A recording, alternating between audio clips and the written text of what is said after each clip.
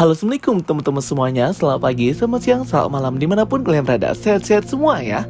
Oke teman-teman semuanya, di video kali ini aku akan ngebahas dan nge-review ya film bioskop Indonesia Gatot-Kaca. Jadi kemarin aku sudah nonton tuh filmnya si Gatot-Kaca, walaupun agak telat juga karena ada kerjaan yang lain, tapi aku tetap nonton si Gatot-Kaca ini karena kan ini sebagai opening dari Satria Dewa Universe. Di bioskop lumayan rame ya teman-teman, jadi nggak sepi-sepi amat dan juga nggak rame-rame amat. So first impression aku untuk si film Gatot-Kaca ini kita rating dulu ya. Jadi aku rate film ini 6 out of 10. Jadi sebenarnya ini film Gatot-Kaca itu nggak bagus-bagus amat, tapi juga nggak jelek-jelek amat ya. Average, biasa, standar aja gitu.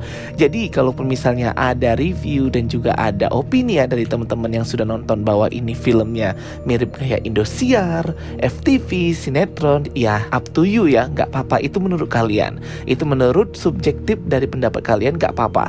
Tapi kalau menurut aku, ini film sudah lumayan ya teman-teman ya untuk standarisasi film superhero di Indonesia. Ini aku ngomongnya pure subjektif dari sisi penonton, dari sisi fans, dari sisi orang yang nonton dan beli tiket. Jadi bukan dari sisi orang yang paham banget di bidang perfilman ataupun bisa nge-creating film ataupun dari artis CGI effect, enggak ya.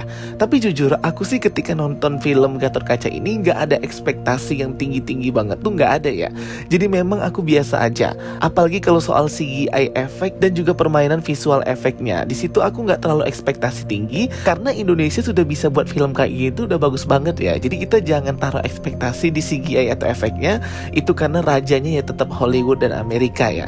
Jadi aku lebih ke ekspektasi gimana jalan ceritanya, alurnya, pesannya tersampaikan apa enggak, delivered ke penonton apa enggak nih, apa yang hendak disampaikan dan motivasi di film ini, itu sih. Dan jujur film ini well banget ya untuk ditonton dan worth it lah. Gak sia-sia sih ngeluarin duitnya ya. Kita terhibur, tontonannya juga bagus, alur cerita dan plotnya juga rapih, paham, dan gak terlalu rumit lah untuk kita mencernanya. Walaupun memang ada banyak sekali istilah-istilah, informasi dan sejarah, tapi kita kayak cepet aja ya nangkapnya ya. Karena cerita-cerita itu tuh deket di masyarakat kita, jadi kita mudah lah membayangkannya. Dan juga kan filmnya ini digarap oleh Mr. Hanung ya, yang sudah terkenal dengan karya-karyanya. Setiap karyanya itu selalu bisa menyampaikan pesan yang sangat baik ke penonton, deliverednya bagus, film-filmnya juga semuanya plot dan alur ceritanya rapih dan juga keren. Jadinya ketika nggarap si Satria Dewa Gatot-Kaca ini, pesan cerita itu tetap tersampaikan dengan baik ke penonton, gak cringe ya intinya, gak krik-krik gitu. Walaupun memang gak perfect dan sempurna banget, ada beberapa momen yang aku gak suka di film ini, tapi film Gatot-Kaca ini wajib ya kita appreciate sebagai produk superhero lokal dari Indonesia yang tentunya bisa nge-push ya superhero universe yang ada di negara kita. Seperti kemarin ada Gundala, dan ini dia ada Satria Dewa Gatot-Kaca, dan tentunya akan ada next project lainnya yang pasti keren-keren banget. Untuk musiknya bagus lah ya guys, berasa hidup banget setiap adegan yang tampil di film ini. Iklan-iklan produk yang ada di tengah-tengah scene itu mengganggu sekali sih bagi aku, dan kayak ngelawak. Jujur aku gak suka banget bagian ini. Komedi yang ditempatkan tidak pada tempatnya, kayak ibu-ibu pegang sapu muncul di tengah-tengah pertarungan yang ada di dalam gang itu, kayak momen krik-krik banget menurut aku. Kring. Kebanyakan iklan yang ditampilkan memecahkan konsentrasi penonton. Kalau fight, skenario, pertarungan, koreografinya boleh lah ya guys ya, keren banget kok. Cut kamera shotnya bagus, kayak sound effect bug pertarungannya gitu, nggak terlihat cheap atau murah.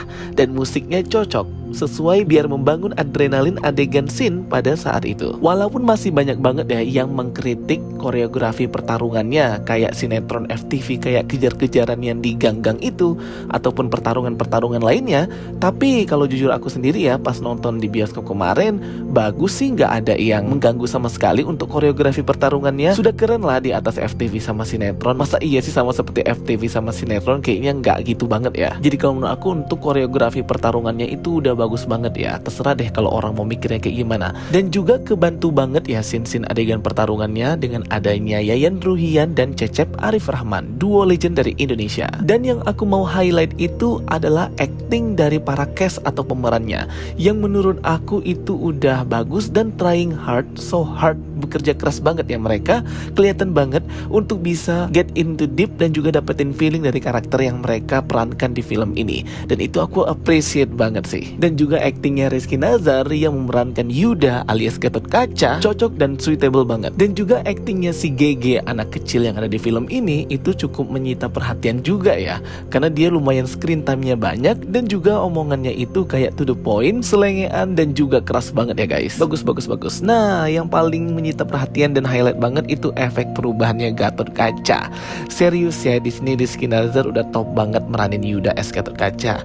Gak kering dan bagus. Juga efek perubahannya si Gatot Kaca armor atau jubahnya Gatot Kaca itu bagus banget. Cuman lumayan bingung dan kecewa juga ya, karena di akhir final battle-nya si Yuda ini malah bertarung dengan si Beceng pakai armor Gatot Kaca dan armor yang warna merah gitu. Aku pikir akan berantem sama Aswatama. Cuman ada hal yang aku paling benci banget dari film ini ya, dan gak bagus banget menurut aku. Iklan gak jelas gaje di tengah pemutaran film. Sepanjang sejarah nonton bioskop, baru ini sih aku ngeliat yang kayak begini ya. Tiba-tiba kita sudah nonton filmnya, serius, fokus, terus di-cut dengan adegan iklan yang gak ada relate sama sekali dengan filmnya. Jadi kayak iklan di tengah-tengah gitu loh. Betul-betul menghancurkan atmosfer dan suasana yang sudah tercipta ketika nonton Gatot Kaca ini karena adanya iklan gak jelas itu. Dan ini aku benci banget sih bagian ini. Jadi mungkin cuman itu ya teman-teman yang bisa aku highlight pas nonton Gatot Kaca ini. Mungkin ada perintilan lainnya, menurut aku itu sudah normal-normal dan standar-standar aja. Sebagai opening dari Satria Dewa Universe atau semestanya Satria Dewa, film Gatot Kaca ini udah lumayan bagus lah ya.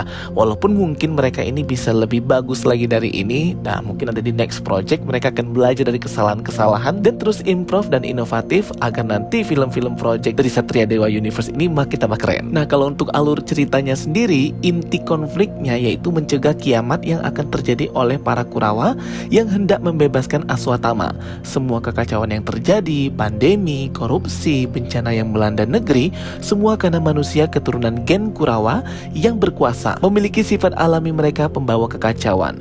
Kurawa juga memburu dan memusnahkan semua Pandawa, dan yang terkhusus memiliki gen Pandawa terbaik. Kebebasan Aswatama harus menggunakan jiwa para Pandawa yang dibunuh. Kurawa membunuh lebih dari 100 jiwa Pandawa dan membutuhkan medali Braja Musti untuk kebangkitan Aswatama dan bangsa Kurawa sampai kejatuhan Daru. Dan para Kurawa ini bersembunyi di Patala, tempat dikurungnya Aswatama dan bersembunyinya para bangsa Kurawa ini. Latar tempatnya berset di kota Astinapura atau kota Yogyakarta, tapi dirubah namanya. Dengan opening konflik dimulai dengan kematian Erlangga, sahabatnya Yuda yang mati saat wisuda. Intinya gitulah ya guys ya. Kalian nanti bisa nonton sendiri deh biar bisa tahu alur ceritanya. Pokoknya plot twistnya itu ya si ayahnya Agni ini padahal keturunan Pandawa, dia itu mengabdi sebagai abdinya si Aswatama. Dialah yang membunuh Erlangga dan membunuh para Pandawa dengan gen terbaik untuk kebangkitan Aswatama dan Kurawa. Aneh juga sih ya bagian ini ya. Dan di akhir final battle-nya itu ternyata emang Gatot Kaca si Yuda ini malah dia versus dan melawannya itu ya sama si Beceng ya. Jadinya bukan sama si Aswatamanya. Aku pikir yang pakai armor merah itu ya si Aswatama, ternyata itu si Beceng pakai kekuatannya Aswatama. Jadi terjadilah pertarungan antara mereka dua ini yang CGI-nya itu ya bagus ya teman-teman, walaupun agak mirip kayak game tapi keren banget sih yang bagian ininya. Dan Beceng ini bisa dikalahkan karena ditusuk oleh panah Naranayastranya punya si Agni. Akibatnya terhentilah kekuatan Aswatama yang hendak bangkit dan mengalir di tubuhnya si Beceng ini. Dan film pun berakhir ya teman-teman, ditutup dengan Aswatama yang diperankan oleh Freddy Nuril, tapi dia sudah berhasil bebas. Padahal kan dia terkurung dan tidak jadi terbebas ya teman-teman. Apa mungkin ada yang kelewat dari aku ya? Semoga kedepannya di next project Satria Dewa Universe ini dijelaskan ya kok bisa bebas dia ini dan hendak menculik si Agni. Oke guys, itu dia review dari aku. Tulis pendapat kalian di kolom komentar kalau kalian sudah nonton Gatot Kaca ini di bioskop. Dan yang belum nonton, silahkan nonton ya. Kita harus dukung produk Indonesia dan karya anak bangsa. Oke? Baiklah teman-teman semuanya, itu dia video dari aku. Thanks for watching my videos. Don't forget to like and subscribe ya guys. Kita ketemu lagi di video-video aku berikutnya. So stay tuned and stay watching. Sampai jumpa semuanya. Bye bye. See you next time.